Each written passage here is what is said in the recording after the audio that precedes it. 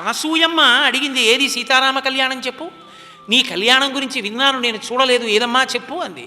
అప్పుడు చెప్పింది సీతమ్మ, ఎవరికి చెప్పాలో ఎవరు అర్థం చేసుకోగలరో వాళ్ళకి చెప్పాలి, అంతేకాని ప్రతి పనికి మాలిన వాళ్ళకి చెప్పింది అనుకోండి.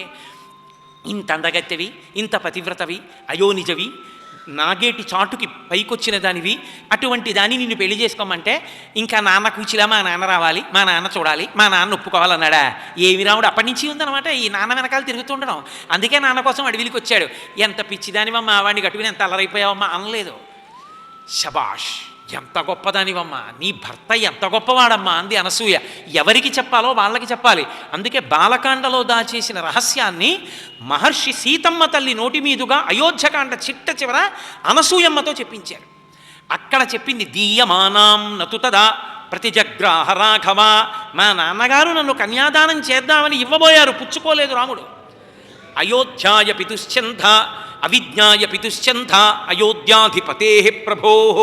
అయోధ్యాధిపతి అయినటువంటి నా తండ్రి దశరథ మహారాజు గారికి తెలియకుండా నేను చేసుకోనన్నాడు.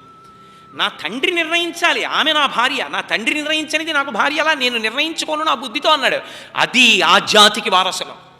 నాన్నగారండి నేను ఏం చదువుకోవాలో మీరే చెప్పారు, నేను ఏ పుస్తకాలు కొనుక్కోవాలో మీరే చెప్పారు, నేను ఎవరిని పెళ్లి చేసుకోవాలో మీరు చెప్పడం ఏంటండి? మీ ఆస్తి గొప్పైనా పర్వాలేదు, మీరు చచ్చిపోయినా పర్వాలేదు, నేను తీసుకుపోతున్నానని చెప్పిన జాతి కాదు ఇది. తండ్రి నిర్ణయిస్తాడని నమ్మిన జాతి ఈ జాతి. కాబట్టి అవిజ్ఞాయ పితుశ్చంధ అయోధ్యాధిపతే ప్రభో. అది రామచంద్ర ప్రభు అంటే, అది శ్రీరామాయణం అంటే, అది తండ్రి కొడుకుల యొక్క అనుబంధం అంటే. నేను ముంబై ఉపన్యాసాలు చెప్పడానికి వెళ్ళినప్పుడు ఓ తండ్రి నాతో ఓ మాట అన్నాడు. మా అబ్బాయిని పెళ్లి చూపులకి రమ్మంటే రావట్లేదండి అన్నాడు. నేను అనుకున్నాను వాడు పెళ్లి చేసుకోవాలని హఠం చేస్తున్నాడులా ఉందనుకున్నాను. ఏమి ఎందుకు రాడు వాడు అన్నాను. అంటే ఆయన అన్నాడు, ఏమి నన్ను కన్నవాళ్ళు, పెంచిన వాళ్ళు, పెద్ద చేసిన వాళ్ళు, చదివించిన వాళ్ళు నా పక్కన ఎవరు భార్యాస్థానంలో కూర్చోవాలో మీకు తెలియదా? నాన్నగారండి మీరు చూసి నిర్ణయించిన పిల్లవరే అన్ని విధాలా బాగుందిరా, నువ్వు ఓసారి చూసుకో అంటే వచ్చి చూసుకొని బాగుంది అంటే మీ నిర్ణయం మీద నిర్ణయం చేయగలిగిన వాడినా నేను? మీ నిర్ణయం మంచిదని నేను చెప్పనా? వద్దు నాన్నగారు, నాకు మీ నిర్ణయం మంచిది అంతే. నేను యథాశాస్త్రం తెర కిందకి దింపుతున్నప్పుడు జీలకర్ర బెల్లం పెడుతున్నప్పుడు చూస్తాను.